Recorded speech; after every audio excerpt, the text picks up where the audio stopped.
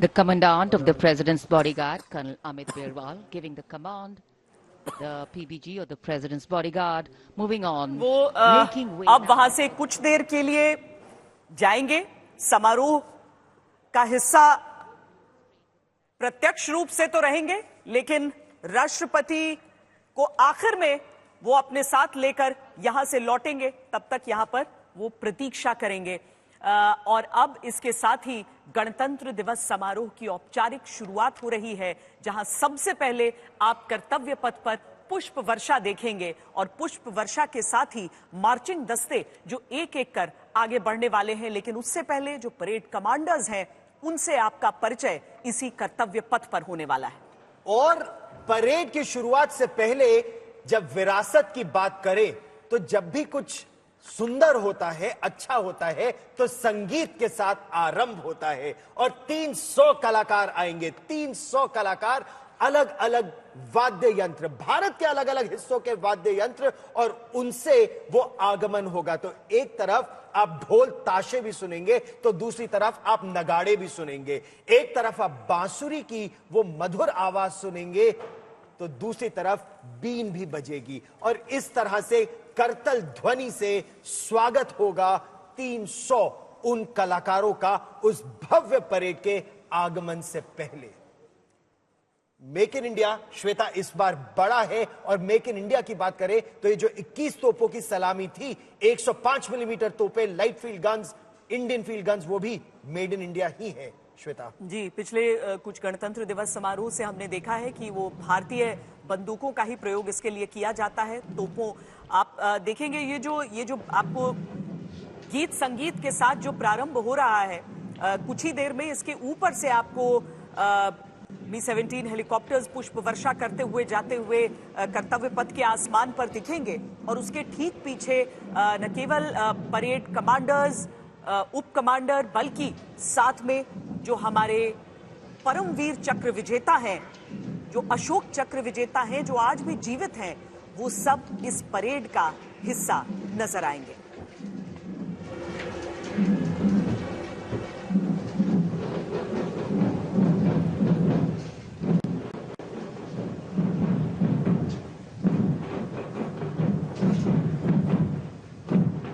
केंद्रीय मंत्री मनोहर लाल खट्टर, पीयूष गोयल, सब उस जो धुन है उसमें तालियों के साथ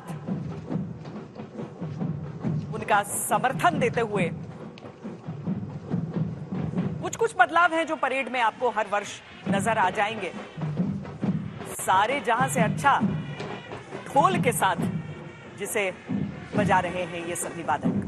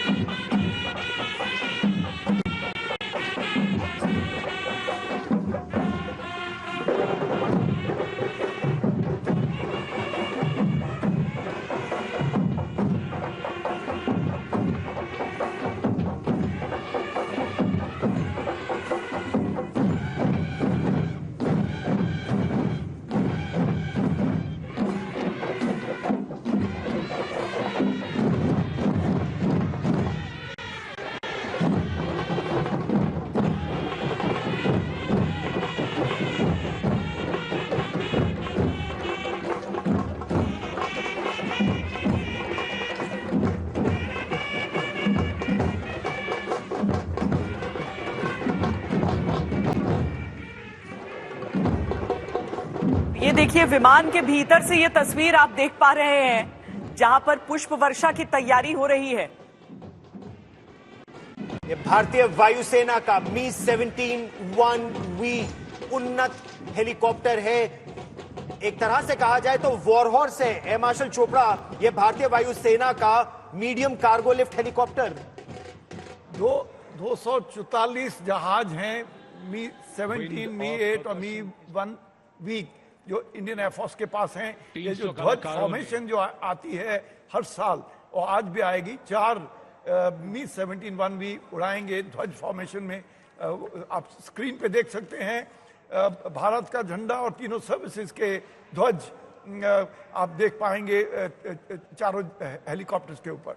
इसकी अगुवाई कर रहे हैं ग्रुप कैप्टन आलोक अहलावत, जो कि राष्ट्रीय ध्वज लेकर जिनका विमान आपको सबसे आगे दिख रहा है।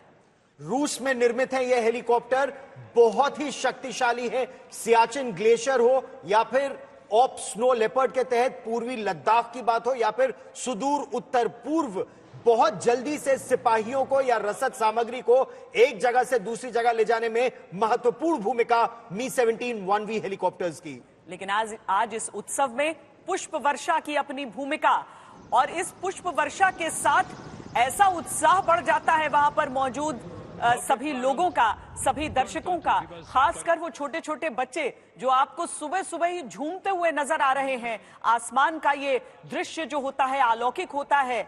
जब ये विजय चौक के हिस्से से होते हुए देखिए इंडिया गेट के ऊपर कैसे भारत की वो सामरिक शक्ति का भी उद्घोष कर रहे हैं ये विमान। और ये विहंगम दृश्य देखिए, इस समय ये इंडिया गेट के पीछे कैमरा लगाया गया है, जो न केवल इंडिया गेट को, उसमें नेताजी सुभाष चंद्र बोस की उस भव्य प्रतिमा को, बल्कि भारत का तिरंगा और सेना, नौसेना और वायुसेना का ध्वज, जिसे इस समय कई विशिष्ट डिफेंस अटैचेज और गणमान्य अतिथि देख रहे हैं। और सबसे पहले परेड की कमांड कर रहे हैं लेफ्टिनेंट जनरल भवनीश कुमार, विशिष्ट सेवा मेडल।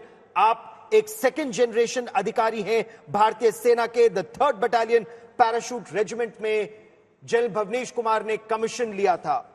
ऑपरेशन रक्षक जम्मू और कश्मीर की बात हो, ऑपरेशन मेघदूत सियाचिन ग्लेशियर की बात हो, या फिर ऑपरेशन ऑर्किड, अलग अलग ऑपरेशंस में आपकी बहुत महत्वपूर्ण भूमिका रही है। आप advisory board chief of the army staff secretariat में रह चुके हैं, कर्नल जनरल स्टाफ ऑपरेशंस एक माउंटेन डिवीजन के रह चुके हैं, और काबुल में, अफगानिस्तान में भी आपकी तैनाती रही है। जनरल भवनीश कुमार का बेटा, वो बिल्कुल इसके पीछे जो पहली हॉर्स कैवलरी रेजिमेंट आ रही है उसकी कमान भी कर रहा है। और जनरल साहब, बहुत गर्व का मौका होता है ये। बिल्कुल, और मेरे ख्याल से हिस्ट्री में ये पहली बार हो रहा है। मेरे को ध्यान नहीं आ रहा कि पहले कब हुआ है। तो वो बाप और बेटे ने एक अलग अपनी विरासत संभाली हुई है। राज की परेड उप कमांडर, और मैं एडमिरल सिन्हा इसके बारे में इसीलिए बोलना चाहती हूँ, बिहार से हैं, सेंट माइकल्स पटना के पढ़े हुए हैं, डिनोबली धनबाद के पढ़े हुए हैं। मेजर जनरल सुमित मेहता विशिष्ट सेवा मेडल से सम्मानित हैं, और इस समय आप परेड उप कमांडर के तौर पर उनको कर्तव्य पथ पर देख रहे हैं गुजरते हुए। उनके ठीक पीछे जब आप देखेंगे तो जो परमवीर चक्र विजेता है हमारे देश के, हाँ, अशोक चक्र विजेता जो है, जो जीवित हैं आज भी, वो सब आपको कुछ ही देर में नजर आएंगे। कर्तव्य पथ की ये सीधी तस्वीरें जो कि आप इस समय आज तक पर देख रहे हैं। गर्व के साथ परमवीर चक्र विजेताओं का जिक्र मैं करना चाहूंगा, क्योंकि मेरा यह सौभाग्य रहा है कि कारगिल की लड़ाई के दौरान 1999 में मैं दोनों से युद्ध के मैदान में भी मिल चुका हूं, और लगभग हर वर्ष उसके बाद उस जमाने में ग्रेनेडियर योगेंद्र सिंह यादव और राइफलमैन संजय कुमार, अब subedar major honorary captain Yogendra Singh Yadav, Paramvir Chakra, और सुबेदार मेजर संजय कुमार, एक 18 ग्रेनेडियर्स के, दूसरे 13 जैकरिफ के, दोनों अब कर्तव्य पथ पर होंगे। युवा जिन्होंने 13 गोलियां खाई, लेकिन देश की रक्षा के लिए वो पाकिस्तानी सेना के उन आतंकियों से लड़ते रहे, पाकिस्तानी सेना के आतंकी कारगिल की ऊंचाइयों पर। हालांकि एक और परमवीर चक्र हैं जो आज भी जीवित हैं, ऑनररी कैप्टन बाना सिंह। सियाचिन के युद्ध में उन्होंने देश को वो बढ़त दिलाई थी जिसकी सबसे अधिक आवश्यकता थी। हालांकि उनकी तबीयत कुछ ठीक नहीं है, आज गणतंत्र दिवस परेड का वो हिस्सा नहीं है, लेकिन इसके साथ ही शांति काल में जो सर्वोच्च वीरता पुरस्कार होता है अशोक चक्र, वो भी आप, यानी सबसे आगे का जो परेड का हिस्सा है, वहां पर आप इस समय योगेंद्र साहब को देख रहे हैं, संजय साहब को देख रहे हैं, साथ में लेफ्टिनेंट कर्नल जसराम सिंह जो बिल्कुल, देखिए उम्र नजर नहीं आती है तन कर जब एक सैनिक खड़ा होता है। और यहां पर जिस तरह से राष्ट्रपति के सामने से परेड का यह हिस्सा गुजरता हुआ, सलामी लेती हुई राष्ट्रपति द्रौपदी मुर्मू और हमारे देश के ये वीर योद्धा जो आज भी मिसाल हैं, ये आज भी लेक्चर्स के लिए अलग अलग जगहों पर पहुंचकर सैनिकों को प्रेरित करते हैं देश सेवा के लिए। गर्मियों की छुट्टी होने वाली थी, मेरे पापा आने वाले थे, तो हम लोग सभी खुश थे। तो मैं एक बेड पे चढ़ के डांस कर रहा था, लेकिन वो पहले ही आ गए। फ्रीज। तो मैं उस समय तो कंटिन्यू नहीं कर सकता था, तो फ्रीज फ्रेम टाइप का हो गया। कसम पैदा कर